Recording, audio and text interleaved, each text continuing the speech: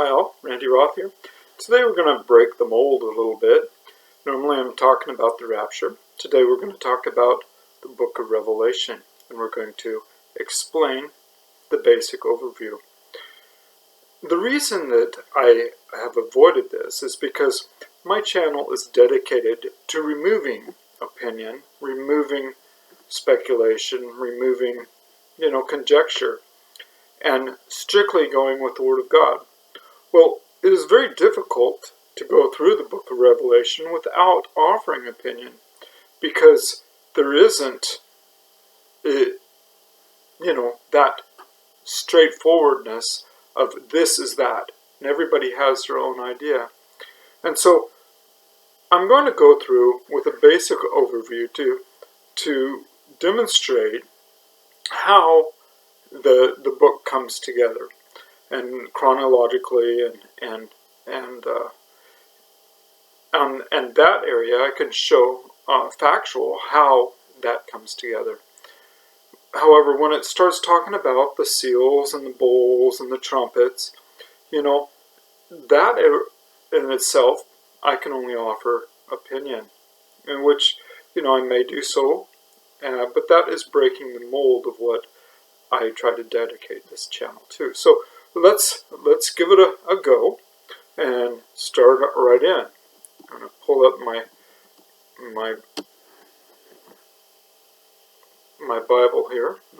So we got in Revelation 1, we're told in verse 19 that John is shown the things that he has seen, which are and which will be in the hereafter. And so he's told what was, what is, and what is to come. And so often when people are looking at the book of Revelation, they fail to see what was, or what is, and they all say, oh, well, that's in the future. That's in the hereafter. However, that's not what the book is about. That's not what he wrote down. So when he's talking about the churches, is that all futuristic, or is that what he saw presently, or was that what was? I personally believe that was what was. That's what he was seeing at that time. And so when you get to chapter 2 and chapter 3, when it talks about the churches, we see that they're very much like the church today. The church today has, all the different aspects of what Jesus said was as far as the soils. You have the fertile soil, you have the stony soil, you have the weedy soil, you have the hardened path. And we see that in these churches as well. The church of Laodicea, there's the hot, there's the cold, and there's the lukewarm. And Jesus says that I wish that you were hot or cold, but because you are lukewarm, I will spew you out of my mouth. I mean, does that sound like rapture material? I say that that's not rapture material whatsoever.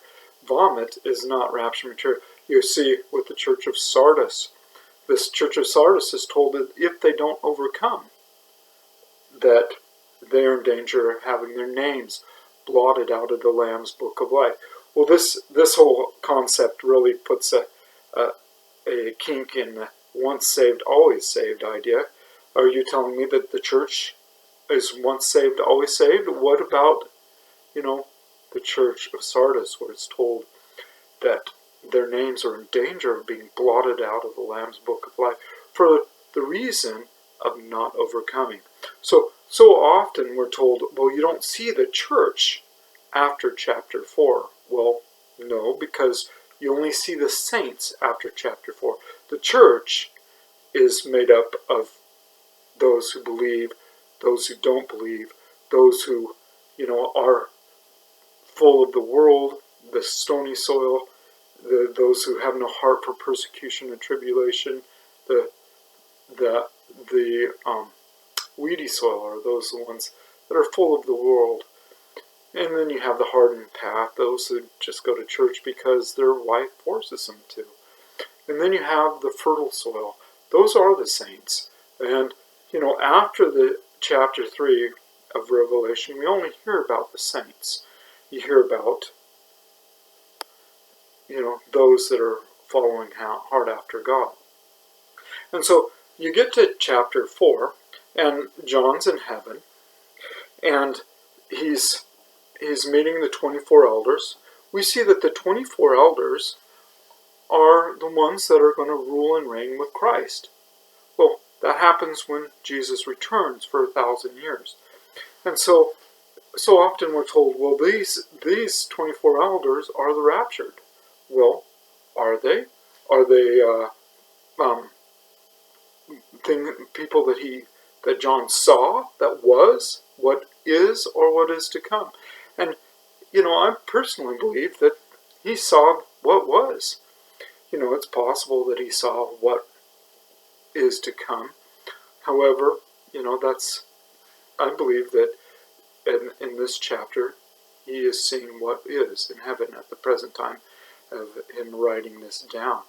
And often, you see those who rule and reign with Christ for 1,000 years, it's in the context of those who have died and gone on before, those who are dead in Christ. Those are the ones who rule and reign with Christ for 1,000 years. You don't see that with those who are alive and remain.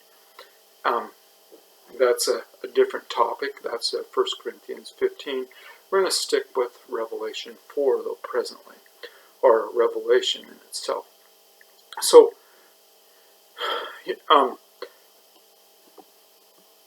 we get to chapter 6 of Revelation, and then we have the seals. Chapter 5, it talks about, Jesus being the only one who is worthy to open the seals. And in chapter 6, we have the seals being opened. And here it is that, I personally see Revelation as a list of stuff that, John records it back at the island of Patmos. The pre-tribbers insist that it happened in 94, 93, somewhere in there, AD. And the preterists insist, it had to happen in 54 when he wrote this down. Well, and it's kind of contingent on their view. I mean, it's before or after 70 AD. And so the preterists believe that the book of Revelation was totally fulfilled in 70 AD. I don't see any of that being true. They have a real issue in that nobody recorded Jesus returning at that time. Okay, so we have the list of the 7 different seals. The six seals are, you can see what's going on. The 7th, basically, it appears that it opens up the trumpets. And so the first 4 of the seals are horsemen. And you have the white horse, the red horse, the black horse, and often it's recorded as the pale horse, but the word in Greek is chloros, which means green. It's where we get chloroform, chlorophyll, chlorine, which is all a green in nature. So what we have here is what I see, and what Chick Publication put out 50 years ago on the 4 horsemen, is that, at least they put out the first 3 that I agree with, is that we have the white horse being Catholicism, the Crusaders, those who, they were going out and, in the name of Christ, they killed all these people. And you can see that the Pope has this crucifix in his hand, and if you look at the crucifix and you turn it sideways, you see the arms being the strings of an archer's bow, the Jesus' body being the arrow, and the cross itself being the bow. And it talks about the one on the white horse having this bow. Anyways, that's what Chick Publication puts forth. So I see it as 4 world conquests. The first one being the Crusaders, the world conquest of the Roman Catholic Church trying to take on the world. The next one is the red horse, where we get communism. We have red China, Russia. They have this communism, where, and the black horse, the third one, where we have Nazism. We see that there was hyperinflation, and yet the oil and wine was not touched. The Nazis, they invaded and pillaged the Jewish homes, which were loaded with wine cellars, with vintage wines, and so they were, enjoying these wines that were 100 years old type of thing, 50 years old, and that was in abundance. However, the people were starving, the loaf of bread for, a whole day's wages type of thing. So, anyways, so we have that, and then we have the fourth horse, which is the green horse, which is environmentalism. Czech Publications does not pin the fourth horse at the same interpretation that I do. However, we see with environmentalism, we see that, save the whale, kill the baby. Do you really think that abortion is not prophesied? The amount of people that have died through abortion. We're right there as far as, a third of the population being taken out through abortion, through pestilence. And so anyways, the fifth seal is that of martyrdom. And the Voice of the Martyrs, they reported 20, 30 years ago that there was more people martyred in that generation than in from the entire time from Christ until then. And it hasn't stopped. I mean, the Chinese government has just upped their persecution of Christians, and they are really pushing the whole AI. They're looking to be the top AI, artificial intelligence nation in the world by 2030. Well, what does that mean? That means that they're going to be able to clamp down on the Christians like never before.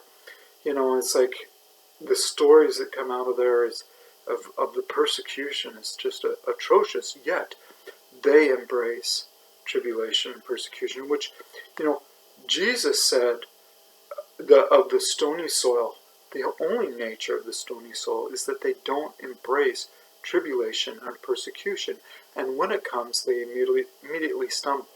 Well, China did see that back in the 30s, that when the Red Curtain fell, many of the brethren turned in their brothers just for a lighter sentence, for they renounced Christ.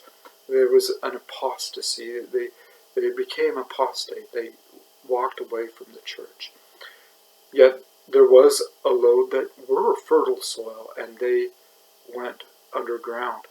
Well, the nature of the stony soil is that they don't have a heart for tribulation and persecution, which is the fundamental core of the pre-trib rapture doctrine, is to get out of tribulation and persecution, to run from it as far and as much as possible.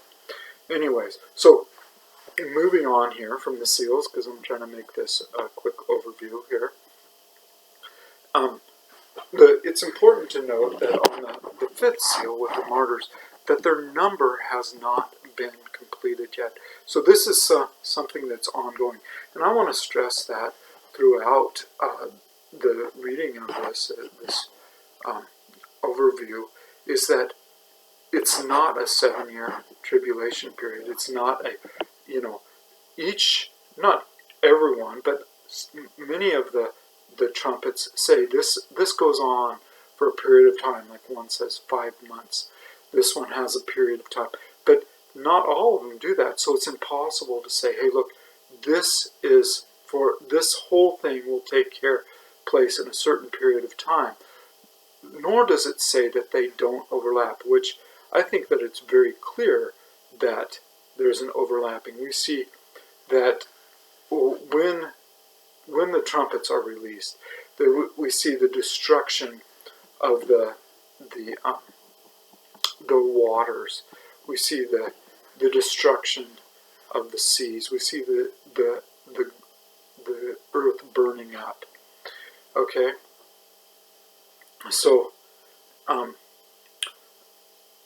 yeah, the fifth seal sounds, and the third of the trees are burnt up. How long does that take? Is it instantaneously? I suggest that it isn't. Well, we're seeing more wildfires worldwide than ever before. Right now, we've got a fire that's going on in Australia, and they've had a mass maritime rescue, even greater than Normandy. This is the largest ever of evacuating people from the beaches, because the wildfire chased them to the coastlands, and 120 degrees on the beach, they needed to get out of there. We've seen it in California, massive fires. We see it all over the place. And how does it all have to happen at once? No, it doesn't say that. But that's the assumption that's often given when reading this or being taught this. And so, for instance, I need to go back because of the sixth seal. I really didn't address that. And the sixth seal speaks, it's a parallel passage. Some say, oh, well, that's not a parallel because it doesn't match Matthew 24 or what Jesus says in Luke 21 or on the Olivet Discourse concerning the sun being darkened and the moon not giving its light. Because here it says in Revelation 6:12 that, and I behold, when he had opened the sixth seal, and lo, there was a great earthquake, and the sun became black as sackcloth of hair, and the moon became as blood. So here we see, that it's the moon gives a little light, and it's a red light because it's as blood. Yet in Matthew it says that it doesn't give its light. Well, to suggest that this isn't a parallel prophecy is to also suggest that this is the same no matter around the world. Like if you're in Antarctica, you're going to have the same effect as if you're in, the epicenter of the earthquake. Or here we have in Matthew 24, where it talks about the sun being dark and the moon not giving its light. So verse 29, it tells us that the powers of the heavens will be shaken. Well, the word for heavens here is Ouranos, where in the Greek, where the Greek god of the heavens was named Ouranos. That's what its name was. And so all the planets are named after Greek gods. You got Mercury, Venus, Mars, Jupiter. And not all the planets were discovered back in Jesus' day. And there was one planet that wasn't discovered until 1850, and that's Uranus. And Uranus was discovered, and they named it after the Greek god of the heavens, Ouranos. Well, within 10 years of that discovery, there was another discovery, and that was uranium. Uranium was also named after the Greek god Ouranos. And here we have Jesus saying that the powers of the heavens will be shaken. The stars will fall from heaven. What is a star? A star runs off of nuclear fission and fusion, just like a nuclear bomb. And, we have the powers of uranium being shaken, which causes a nuclear winter. The sun will not give its light. The moon will be darkened. Now, does that happen, all over the earth? I suggest that it's not. I mean, we're told later that, a portion of the earth is affected here, a portion of the earth is affected there. But at the epicenter, it will be, the nuclear winter will be in full born, that's what's going to be happening there. And so when it talks in Revelation 6 about the sun becoming black, I believe that this is a parallel prophecy. There's actually 24 of these prophecies. And I believe it's Zechariah, that tells us that, when this goes off, that people will have their eyes and tongue, that it will melt like wax. Well, that was what was seen when Hiroshima and Nagasaki were bombed. People went in there afterwards and they saw statues of people, and their faces are melted off. I personally believe that we're talking about a nuclear holocaust in this event. Does it? Now let's look at the Matthew 24 on that. It says, immediately after the tribulation of those days, this will happen. Does that mean that Jesus comes immediately? No, it says that immediately after the tribulation of those days, that this nuclear holocaust will happen. And it says, then you will see the Son of Man coming in the sky. So there's a period of time there. This then, it's not immediately after the tribulation. Luke does say, look up, for your redemption draweth nigh. So it is, it is close, but it is not the same exact event. So let's look at what goes on during that time. We have the seven seals. We have a lot of people say, well, the seven seals happen after that.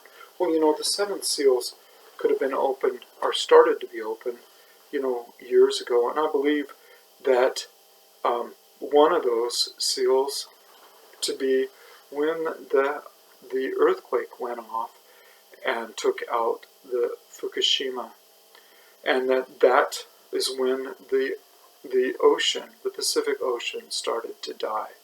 We have the radiation is increasing. They're still dumping radiation into the ocean from that. They're now talking about putting it into the air rather than the ocean, but it's still a great disaster. We have the cod production, the hatcheries. They stopped in the Pacific Ocean just a couple weeks ago. They shut down all the cod fisheries because there's no fish. The sea lions, they're dying of bone cancer. The ocean is not doing well. The Pacific Ocean, if you look it up, it accounts for 1/3 of the world's waterways. And, how long does it take? I don't know. When did that happen? In 2011, I think. It's taken some time. And all it takes is another earthquake and another disaster, and the ocean could be totally wiped out. We have, the fires taken out. A lot of the world. How long does it take? It doesn't say. It could take years. It's like one portion of the world could be starting to recover before another portion is caught on fire, like we've seen. It doesn't all have to happen at the same time. So I'm doing a brief overview here. Let's get to chapter 10 here. Chapter 10.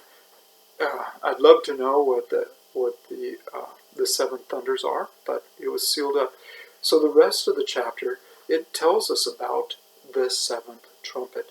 And we see that the seventh trumpet is the mysteries of God are finished, and that time is no more. That's what it says here in verse 6. And John then eats the book for the purpose of prophesying again. So in chapter 11 we see more of what what happens at the seventh trumpet. What happens is Jesus rules and reigns forevermore. People are both the quick and the dead, the good and the evil are rewarded for their work. What does Paul tell us? That Jesus comes at the last trumpet. Well, if people are rewarded, the both good and evil, can they? You reward at the end. Jesus rules and reigns forevermore. What we're seeing here is the end. Everything is final. We have a finality here. Versus, 2 chapters later, if you say, well, it's chronological, how is it that 2 chapters later that the beast is able to make war with the saints and overcome them if Jesus rules and reigns forevermore? I mean, there's a conflict there. And so John is prophesying again after chapter 11. And we see a repeat prophecy from 12 to 16.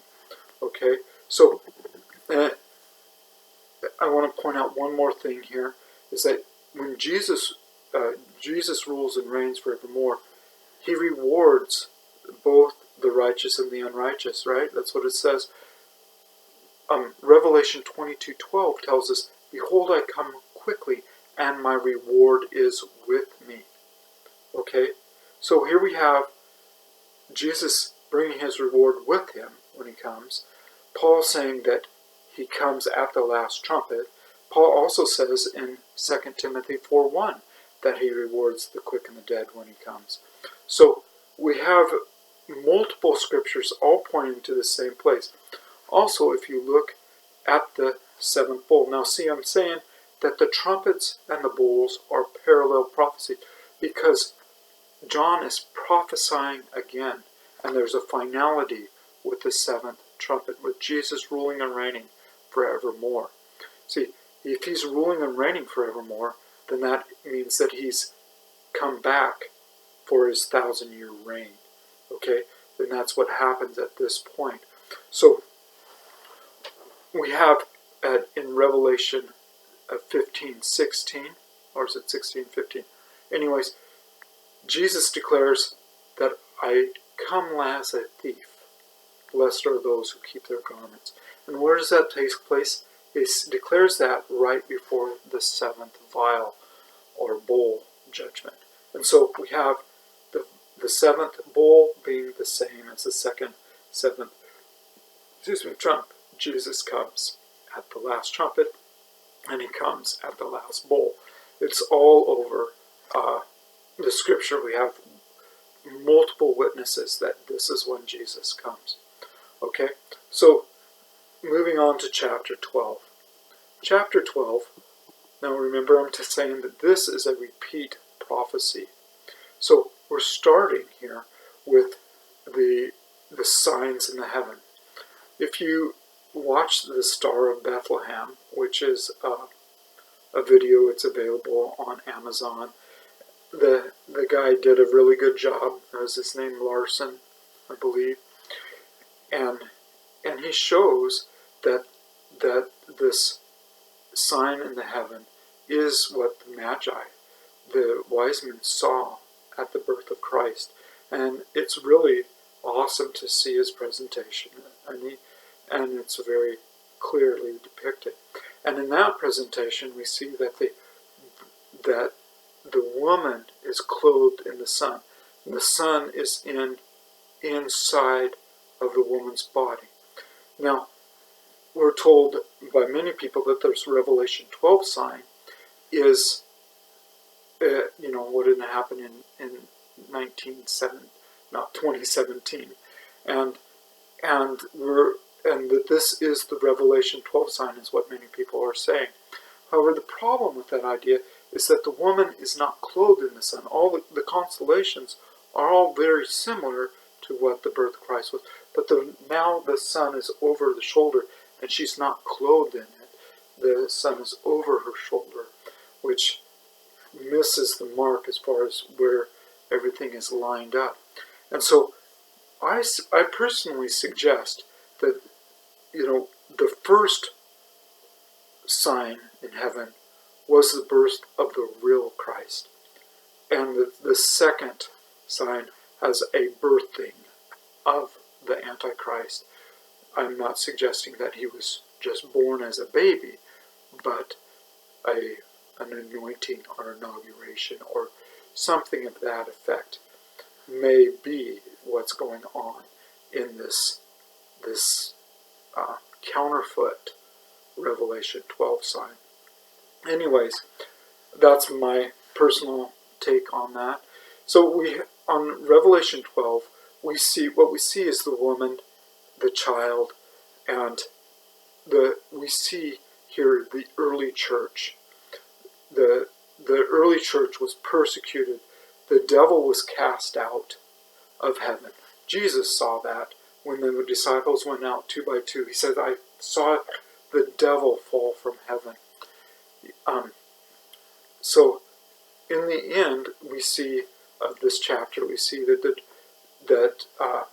because of the tribulation and persecution that the early church was going through, they were scattered to the ends of the earth. And so it says in verse 16 and 17, it says that the earth helped the woman, and the earth opened its mouth and swallowed them up like up the flood which the dragon cast out of his mouth. And the dragon was wroth with woman, and went to make war with the remnant of her seed, which kept the commandments of God, and have the testimony of Jesus Christ. And that's what's going on today, is the remnant of her seed. See, the woman, it was required to have generations after that in order to have a remnant of her seed. So to suggest that that's all futuristic is to remove the generations that are required to have a remnant of her seed. Okay, so moving right along. Revelation 13. So here we see the mark of the beast and the beast rising. And, I'm not going to speculate here and go through every little detail of what everything is. But it's important to understand that what happens is that there's a mark of the beast. And you can't have Jesus ruling and reigning forevermore and the mark of the beast at the same time. That's why that prophecy ended. This prophecy is an overlay of that prophecy, okay? So we have, it's important to notice of this mark that you cannot buy or sell without it. And today, you don't even need a mark such as an RFID in your forehead or your right hand. They've got facial recognition. However, if in case of fire or something, you may not be able to recognize the person. If a car accident or something like that. So, even though facial recognition is the wave of the future, there's got to be some sort of RFID. And, that was in Obamacare. In the original bill that was only 1,016 pages long, on page 1001 through 1009, it actually called it a surveillance chip, a type 2 implantable device, where and it told us that it was all about surveillance, which the bill was changed 2 more times, and it became, in the end, it was over 3,000 pages long, and this verbiage was was buried in the middle of that 3,000 pages. So around page 1,550, you can read about the type 2 implantable device and who gets the data. I mean, there's like 10 pages of data. The media told us, oh, well, that type 2 implantable device is not what people are suggesting. What the original bill said, like a surveillance chip, but rather it's like a pacemaker or hip replacement. However, the bill does not define it. But if you go over to the FDA website, it defines what a type 2 implantable device is, and that is a RFID chip. And so that was all in Obamacare, the Affordable Health Care Act, which is not totally off the books. It looks to be postponed with Trump in office. However, it's right there, ready and waiting for an opportune time. So, anyways, the important thing is to understand is that you cannot buy or sell without this mark. And when this is implemented, it's going to be really hard to say, hey, look, can I trust God for food and for provision? And you can. I could give testimony after testimony. I've seen food multiply. It's all there. It's all just waiting for the Christians to step up and live by faith. I used to be a prepper, or had the piece of property where I had gravity line to water my garden and everything, and I lost that land. I had put my faith in the land rather than in God. And that doesn't mean that prepping is bad. I mean, Proverbs tells us that the wise man sees evil coming and prepares. And so it's important to be wise. So but as for me, the Lord's putting me on a different path presently. That doesn't mean that I don't enjoy going out and picking mushrooms, chanterelles out of the woods, and I find that a blast. Anyways, so such is the mark of the beast. Moving on, chapter 14. It's important here to understand. Verse 10 defines what the wrath of God is. The word wrath, there's two words in the Greek for wrath, and one is orge, and one is thymos. And here it tells us that the wrath of God is defined as tormented with fire and brimstone in the presence of the holy angels and the presence of the Lamb. So when people are saying, well, we're not appointed to wrath, it's like, you are not appointed to fire and brimstone, forever burning with fire and brimstone. And, that's what the orge is in 1 Thessalonians 5, 9, and 10, where it says, we are not appointed to wrath, but to salvation and forever living with Him. Our appointment is eternal. What we're not appointed to is also eternal. When it talks about the wrath being poured out in the bowl judgments, the word is thymos, which is not the same. The only place where it gives indication that the wrath, orge, is physical or temporal in nature is when man states it. The pre-tribbers have been stating it forever, and that's what we're being constantly brainwashed and being told, well, we're not appointed to wrath, therefore we don't have to go through tribulation. That is not the same word in the Greek. Yet in Revelation 6, where it says that man declares that they put themselves into caves in Revelation 6, 16 and 17, and declare that the wrath of God has come, and say, the caves fall on us, rocks fall on us. They're trying to get out of what I believe is the fallout, the nuclear fallout, going into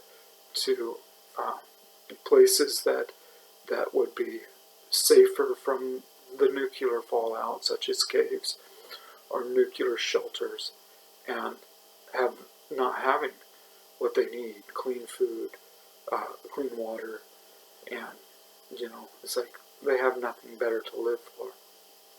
And it says both great and small. Is this a worldwide event? I don't believe so. I believe that this is an isolated event where, Babylon has fallen, or various other places.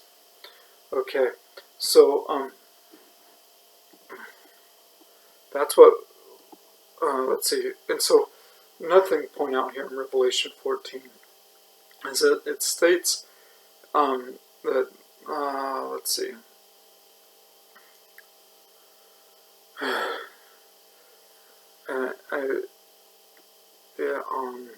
verse 15. Another angel came out of the temple, crying with a loud voice to him that sat on the plough, thrust in his sickle and reap, for the time is come for thee to reap, for the harvest of the earth is ripe. And he that sat on the cloud thrust in the sickle on the earth, and the earth was reaped. So this is talking about the end of the age. Jesus talked about the end of the age, where the harvest is. And, let's see. Where does it say that? Oh, there it is. In verse 13.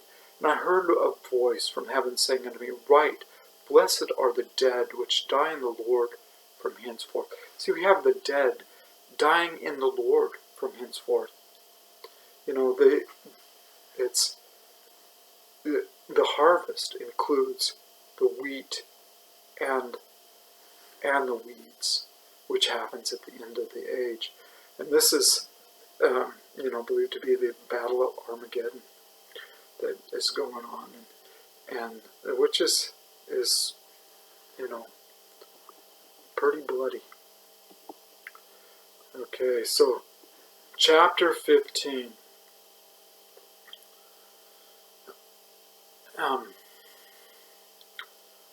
So we're going with the 7 last plagues in chapter 15 and chapter 16, which are the bowl or vial judgments.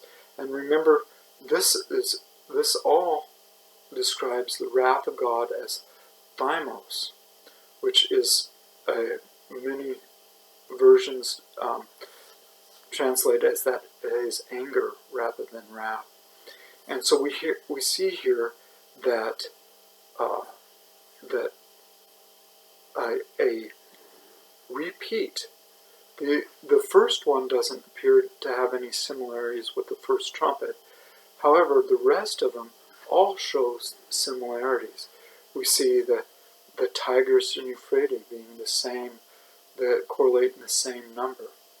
We see the waters being contaminated at the same number. The stuff that's being burnt up, the numbers correlate between trumpets and vials. Do your own study, see what you come up with. Right, like I said before, right before the 7th bowl, where it's in red, it says in verse 15, Behold, I come as a thief. Blessed is he that watches and keeps his garment, lest he walk naked and they see his shame. And so then we see the Battle of Armageddon, which is what we were seeing in chapter 14. Here we have it in 16:16, and he called them together in a place called, in the Hebrew tongue, Armageddon. And so this is the this is, right at the end. I want to point out one last thing. Many people say, "Oh, well, that's the end, and everybody's gone." But the last verse, it says, "And there fell upon a great hail out of heaven, every stone about the weight of a talent, and men blasphemed God because of the plague of the hail. The plague therefore was exceedingly great." I'm kind of thinking that happened after all the trumpets and bowls are poured out. Maybe not, but it seems to me like there's still some that are living after the fact. So after that, we have an overview in chapter 17, chapter 18, and then in chapter 19, we see in chapter 20 that we're told that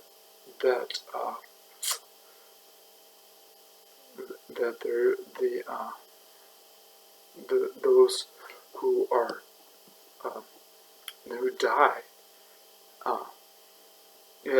for being martyred are resurrected at the first resurrection, and that's what Paul calls the event. It's not called the rapture, it's called the resurrection of the dead. You find that in Corinthians 15, verse from 12 through 54. And that is what happens in 1 Thessalonians 4, the resurrection of the dead. And so, anyways, I'm going to kind of leave that as a basic overview. We have the 1,000-year reign of Christ, where it talks about the end of the judgment. But I want to say one thing here in Revelation 22, verse 18 and 19. It says that I testify unto every man that heareth these words of this prophecy of this book, if any man shall add unto these things, God shall add unto him the plagues that are written in this book. And any man take away from the words of this book of this prophecy, God shall take away his part out of the book of life, and out of the holy city, and from the things that are written in this book. That's really substantial. And when people start speculating in great ways and going off on these tangents, it is indeed adding to the book. And so I tried to really steer pre-tribbers away from, trying to explain the book of Revelation to me, because everything they say is built on speculation after speculation after speculation. I mean, they speculate that Jesus comes on Revelation 4:1, when John is called up here, and immediately he is in the Spirit. That's pure speculation there, and yet the entire doctrine is built on speculation. As I pointed out, the book of Revelation gives multiple times of when Jesus comes. It's at the 7th trumpet and the 7th bowl, which are the same thing. So, I hope you enjoyed. It is a long-winded video for me, and, I really didn't go into detail on that much, but, for those of you who have been wanting my opinion, there it is. Alright, take care.